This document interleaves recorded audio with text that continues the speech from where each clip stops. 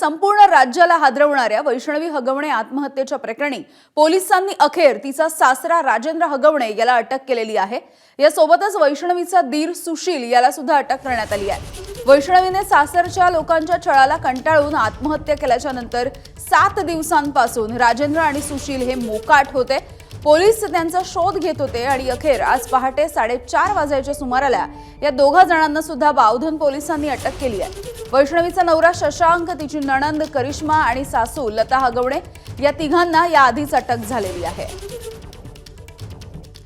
नाझीम उल्ला आमचे प्रतिनिधी या संदर्भात माहिती देत आहेत। नाझीम, एक मोठी अपडेट ज्याची सगळेजण वाट बघत होते, त्या सासऱ्याला आणि दिराला अखेर अटक झाली आहे।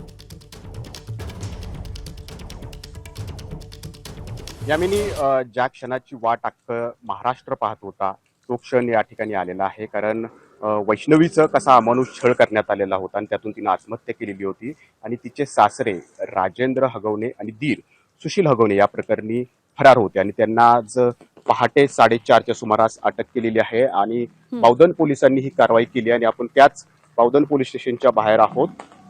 आता राजेंद्र हगवणे आणि सुशील हगवणे यांना नेमकं अटक केल्यानंतर कुठं ठेवण्यात आलेलं आहे याची माहिती आपल्याला प्राप्त झालेली नाहीये, परंतु हे समजलेलं आहे की त्यांना आज पहाटे 4:30 वाजता या ठिकाणी बेड्या ठोकण्यात आलेल्या आहेत।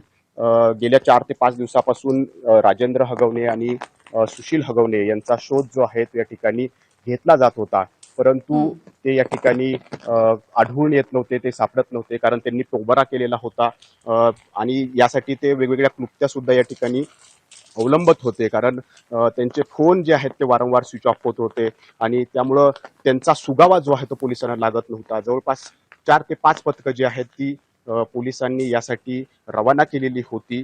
दुसरीकडं उपमुख्यमंत्री अजित पवार यांच्या पक्षाशी संबंधित राजेंद्र हगवणे जे आहेत ते ज्येष्ठ पदाधिकारी होते आणि म्हणूनच त्यांच्यावरती एक पोलिसांवरती दबाव आहे असं या ठिकाणी वेळोवेळी म्हणलं जात होतं।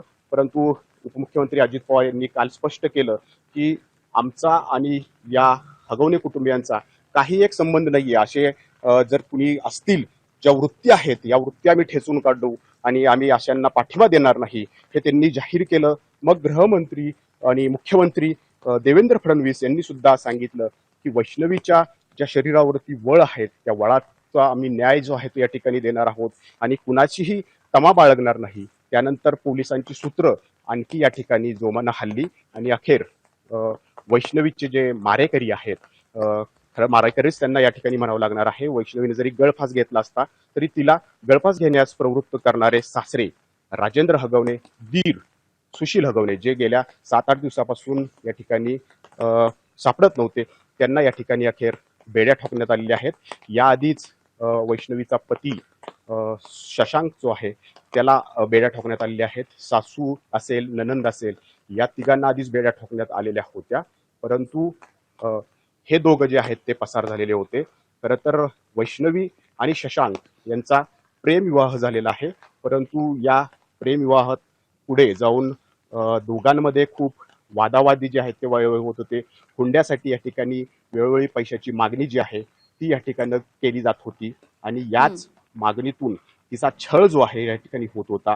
वैष्णवीचे जे कुटुंबीय आहेत ते कसपटे कुटुंबीय हे वेळोवेळी वैष्णवीला पैसे सुद्धा या ठिकाणी पुरवत होते, परंतु त्यांचं समाधान काही होत नव्हतं आणि वेळोवेळी पैसे आले की त्यांच्याकडून मागणी जी आहे ती या ठिकाणी वाढत होती। अगदी लग्नात त्यांनी 51 तोळे सोनं या ठिकाणी दिलं। खरं तर आधी 30 तोळे सोनं त्यांनी बनवून ठेवलेलं होतं, परंतु आणखी 21 तोळे सोन्यांची मागणी जी आहे ती या ठिकाणी वाढली। फॉर्च्युनर गाडी या ठिकाणी देण्यात आली होती। फॉर्च्युनर गाडीच्या जागी दुसरी या ठिकाणी गाडी त्यांनी फिक्स केलेली होती, परंतु ती सुद्धा या ठिकाणी त्यांनी बदलायला भाग पाडलं। मग फॉर्च्युनर गाडी या ठिकाणी दिली। जर फॉर्च्युनर गाडी दिली नाही तर मी लग्नात उशिरा येईन, मी लग्नात येणारच नाही, असा जो या ठिकाणी दम किंबहुना ब्लॅकमेलिंग या ठिकाणी शशांकनं या कुटुंबियांना केलेलं होतं।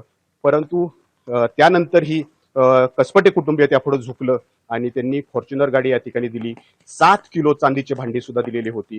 इथंच त्यांचं मन भरलं नाही, हव्यास या ठिकाणी सुटला आणि वेळोवेळी पैशाची मागणी होत गेली।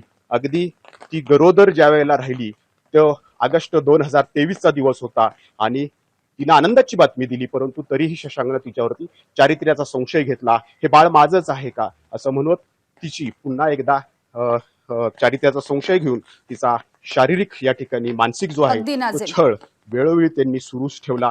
पुढे जाऊन नोव्हेंबर 2023 मध्ये सुद्धा असंच या ठिकाणी घडलं. असा वेळोवेळी छळ जो आहे तो या ठिकाणी त्यांनी करत राहिलेले होते आणि म्हणूनच याच छळातून तिनं गळफास घेऊन 16 मेला आत्महत्या केली. आणि तेव्हापासून हे सगळे दोघं जे आहेत राजेंद्र हगवणे आणि सुशील हगवणे हे फरार होते. आज या ठिकाणी बावधन पोलिसांनी त्यांना बेड्या ठोकलेल्या आहेत. नेमक्या कुठून बेड्या ठोकल्यात आणि त्यांना कशी अटक करण्यात आलेली आहे का ते हजर राहिलेले आहेत याबाबतचा खुलासा अगदी बावधन पोलीस, पिंपरी चिंचवड पोलीस पुढच्या काही वेळामध्ये करतील.